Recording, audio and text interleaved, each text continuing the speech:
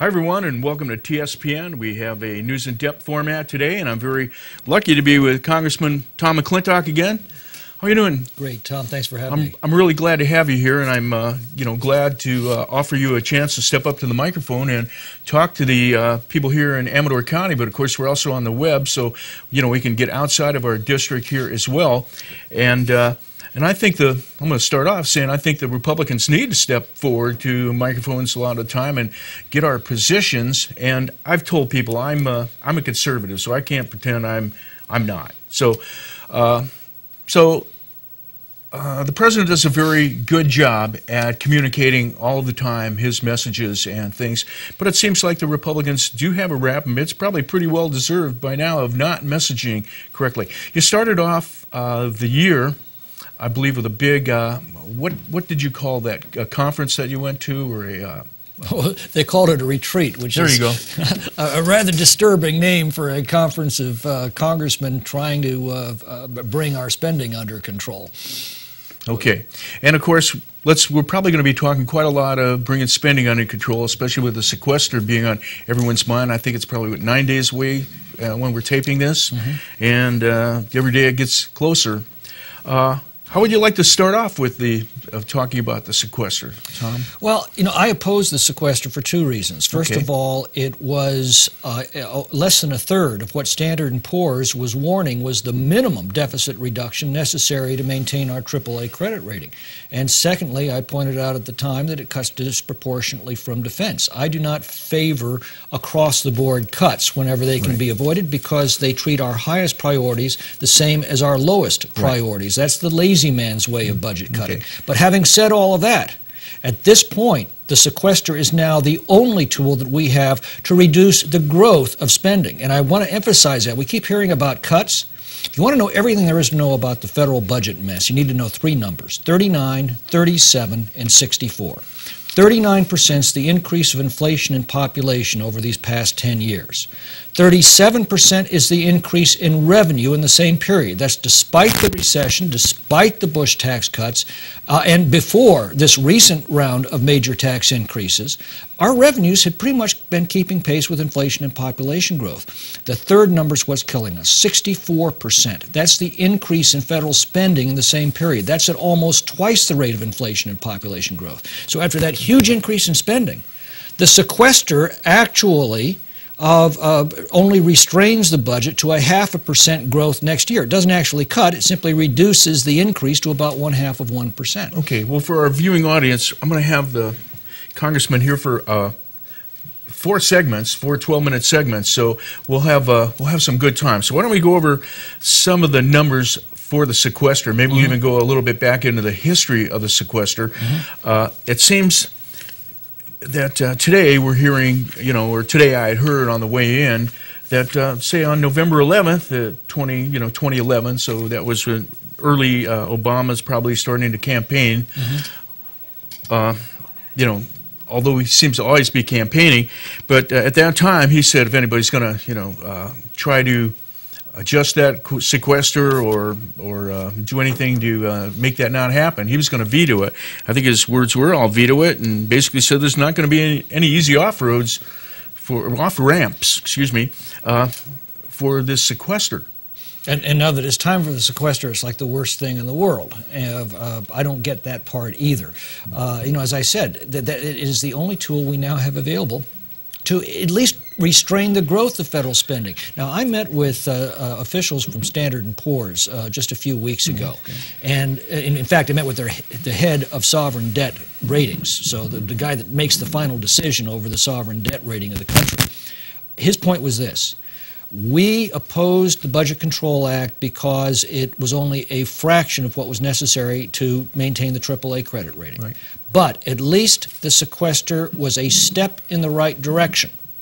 That was an agreement that Congress made with itself, and we would view any step back from the sequester, in his exact words, very negatively. Now, by the way, they didn't actually oppose the sequester of the Budget Control Act, but what they said was it was inadequate to maintain the AAA. Tom, if we go back a little bit again to the history, it almost seemed like maybe there was a deal that was struck, and then the president came back with saying, well, I need some more revenue. That's what happened. It was the Budget Control Act 2 years ago. Now, the heart of the Budget Control Act was the biggest increase in borrowing authority in the history of the nation, some $2 trillion of additional borrowing made possible by that act. It's another reason I opposed it.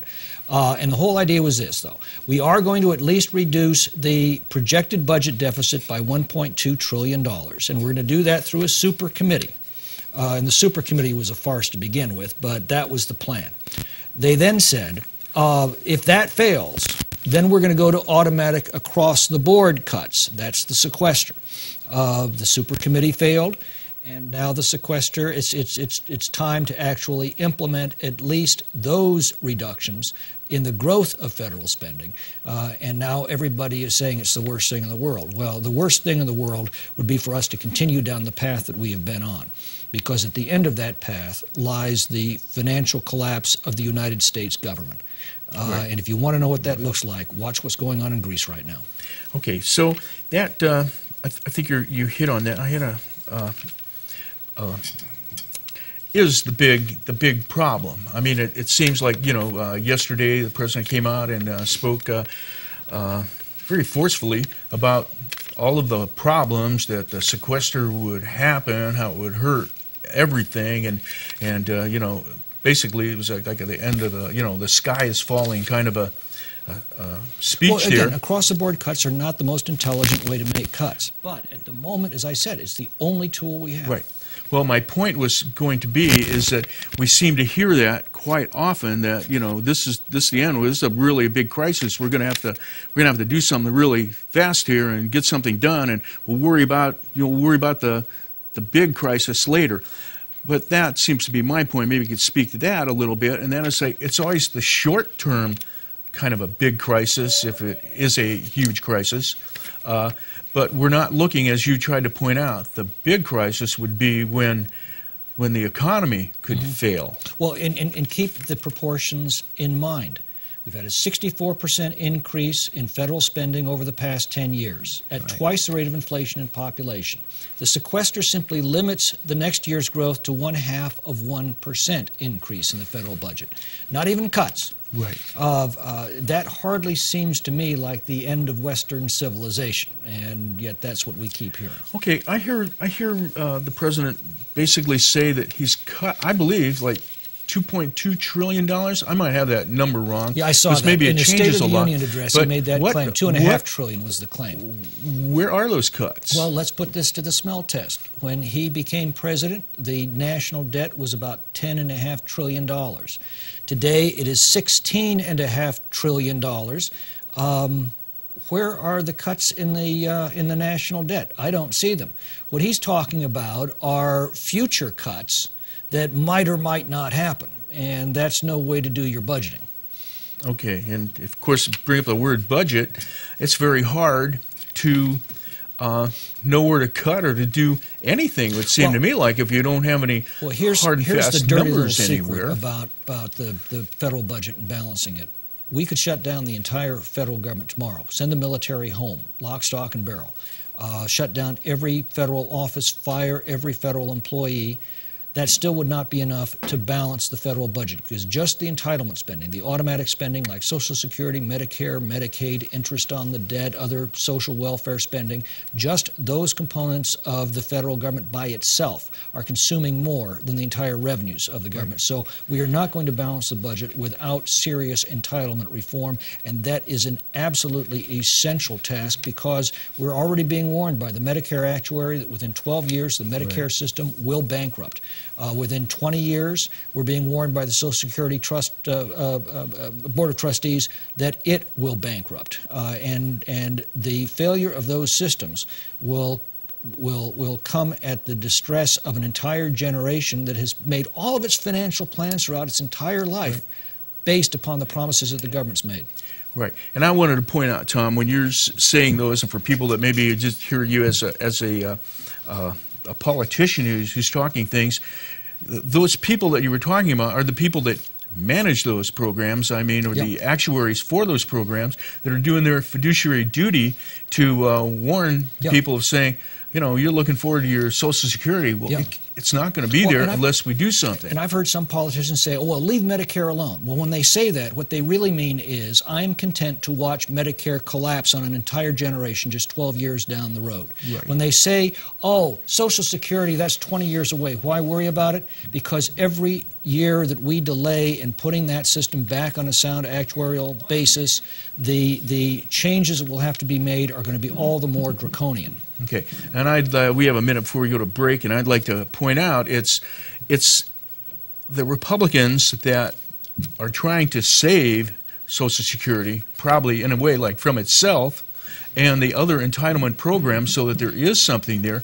And if we start making fixes, the earlier that we make fixes to it, and of course the GAO is concurring with this too. I've got reports there that the sooner we start to fix these, the better it will be. And even now, it's probably way too late, because we have to come up with astronomical numbers. The good news is the House budgets over the past 2 years do put Medicare back on the course of solvency and put our country back on the course of solvency. So there's still time, but we're running out. Okay, and we're going to take a break, and then we'll be back once again with Congressman Tom McClintock from District 4 here in California. Stay with us right here on TSPN. You're watching Amador County's local television network, TSPN.